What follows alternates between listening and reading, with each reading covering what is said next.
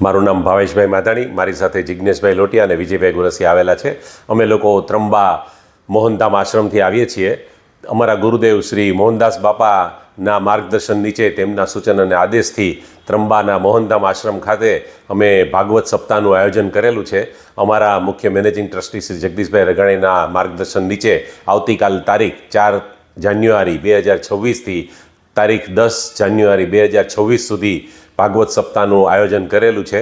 તેમાં સવારે અને સાંજે બંને ટાઈમ મળીને 5-5 હજાર લોકો સાંભળવા આવે અને 5-5 હજાર લોકો હરિહર મહાપ્રસાદ લેવા આવે તેવું અમે આયોજન કર્યું છે. અને બંને ટાઈમ કથા વાંચન છે અને બંને ટાઈમ પ્રસાદ લેવાની પણ સગવડતા અમે લોકોએ રાખેલ છે. અને કથા દરમિયાન અવનવા ઉત્સવો પણ ઉજવાશે અને દરરોજ રાત્રે પણ અવનવા કાર્યક્રમો રાખેલા છે, જેમાં સંતવાણી, ભજન અને હાસ્ય કલાકાર, રાસ ગરબા અને ધૂન વગેરે સુંદર પ્રોગ્રામો રાખેલા છે.